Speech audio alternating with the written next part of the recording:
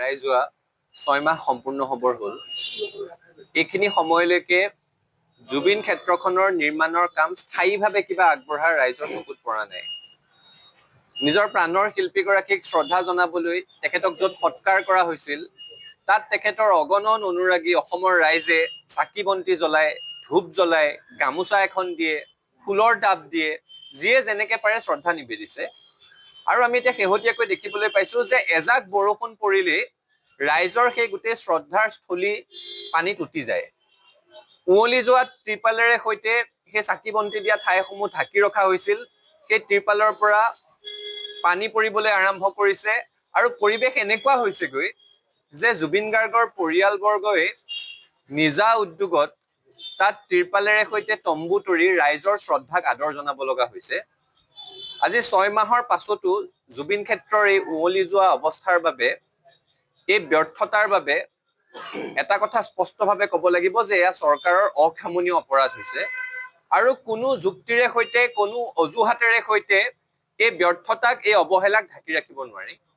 একে সময়তে আমি দেখিছিলো যে চৰকাৰৰ উদ্যোগত এখন নিৰ্মাণ সমিতি গঠন কৰি দিয়া হৈছিল।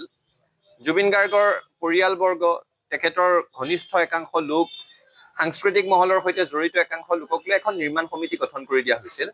এই নিৰ্মাণ সমিতিখনেনো এতিয়ালৈকে কি প্ৰস্তাৱ দাখিল কৰিলে, নিৰ্মাণ কাৰ্যৰ কাম কাজনো কি আগবাঢ়িছে, নিশ্চিতভাৱে কিবা তেওঁলোকে কাম কৰি আছে চাগে, কিন্তু ৰাইজে অৱগত হোৱা নাই।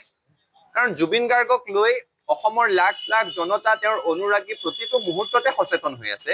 নিৰ্মাণ সমিতিখনৰ কাম কাজনো কি আগবাঢ়িছে সেই কথাটো অলপ ৰাজহুৱা কৰিবৰ কাৰণে বিনম্ৰতাৰে সৈতে অনুৰোধ জনাইছো। একে সময়তে এতিয়া নিৰ্বাচনী অধিসূচনা জাৰি হৈ গ'ল, গতিকে আনুষ্ঠানিকভাৱে চৰকাৰ থকা নথকাৰ মাজত এটা দুদিল্যমান অৱস্থাত এইটো যাতে কোনেও অজুহাত হিচাপে নলয় আৰু এই অজুহাতত যাতে নিৰ্বাচন পৰ্যন্ত, নিৰ্বাচনৰ ফলাফল পৰ্যন্ত জুবিন গাৰ্গৰ ক্ষেত্ৰখন এই ধৰণেৰে পানীত উটি যোৱা, উৱলি যোৱা এটা অৱস্থাত অসমৰ ৰাইজে চাই থাকিবলগীয়া নহয়, তাৰ কাৰণে সকলোকে সকীয়াই দিছো আৰু চৰকাৰকো আহ্বান জনাইছো যে আপোনালোকে যদি নিৰ্মাণ সমিতিয়ে এতিয়ালৈকে স্থায়ী নিৰ্মাণৰ কাৰণে কোনো প্ৰস্তাৱ দাখিল কৰা নাই, তেতিয়াহ'লে অস্থায়ীভাৱে হ'লেও অন্ততঃ ৰাইজৰ শ্ৰদ্ধাৰ জেগাখিনি, আদৰৰ জেগাখিনি এই ধৰণে পানীত উৱলি যোৱা ব্যৱস্থাটোৰ পৰা মুক্ত কৰক, পৰিত্ৰাণ দিয়ক আৰু এটা নিৰ্মাণ কাৰ্যৰে সৈতে বাৰিষাৰ বতৰটোত যাতে জুবিন গাৰ্গ ক্ষেত্ৰখনত কোনো ধৰণৰ অসুবিধা নোহোৱাকৈ ৰাইজে গৈ শ্ৰদ্ধা নিবেদিব পাৰে, সেই ব্যৱস্থাটো আপোনালোকে কৰি দিবৰ কাৰণে আহ্বান জনাইছো। চাওক, ন্যায় ব্যৱস্থাটো আদালতৰ ওপৰত নিৰ্ভৰশীল, সেই কথাটো অসমৰ মানুহক বুজাই থকাৰ প্ৰয়োজন নাই।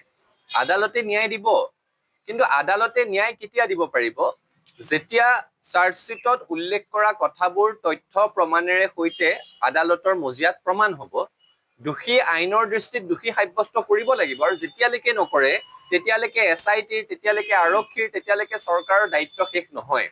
এতিয়া খুব দুৰ্ভাগ্যৰ কথা এটা আমি দেখিছো যে আমি পানী নসৰকা তদন্ত, পানী নসৰকা চাৰ্জশ্বিটৰ কথা কৈ আছিলো, কিন্তু তাৰ পিছতো দেখিছো যে পদ্ধতিগত আসোঁৱাহৰ কাৰণে শ্যামকানু মহন্তৰ বন্ধ কৰি থোৱা বেংক একাউণ্ট খুলি দিয়া হৈছে। ইমান ডাঙৰ এখন SIT, ইমান অভিজ্ঞ আৰক্ষী বিষয়া, তাৰ পিছত প্ৰচিডিউৰেল লেপছ, পদ্ধতিগত আসোঁৱাহৰ কাৰণে বেংক একাউণ্ট খুলি দিয়া হৈছে, সেই কথাটো মানুহ আশ্বস্ত হ'ব পৰা নাই। গতিকে এতিয়া চৰকাৰৰ দায়িত্ব আৰু বাঢ়িল, SITৰ দায়িত্ব আৰু বাঢ়িল।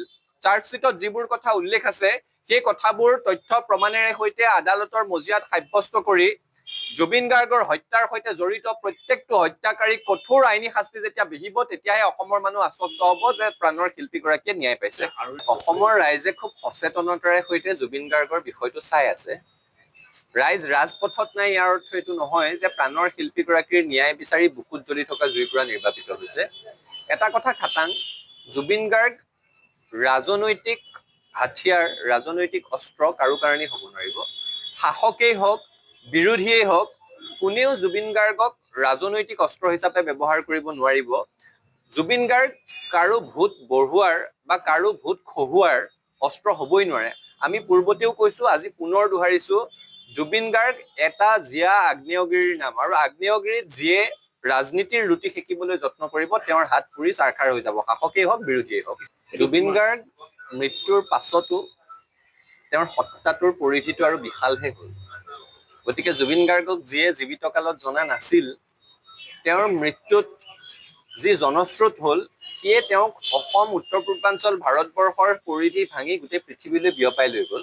গতিকে জুবিন গাৰ্গৰ ক্ষেত্ৰখনলৈ ৰাজনৈতিক জগতৰ মানুহেই হওক, শিল্প জগতৰ মানুহেই হওক, পৰ্যটকেই হওক, উদ্যোগীয়েই হওক, যিয়েই নহওক, অসমলৈ যদি আহিছে তেতিয়াহ'লে শ্বহীদ ক্ষেত্ৰখনত এবাৰ, জুবিন ক্ষেত্ৰখনত এবাৰ যদি তেওঁলোক সোমায়, অসমৰ মানুহে ভাল পায়। মাত্ৰ তাত গৈ ৰাজনীতিৰ আখৰা কৰিব নালাগে, সেইটোৱে সকলোৰে প্ৰতি আমাৰ আহ্বান।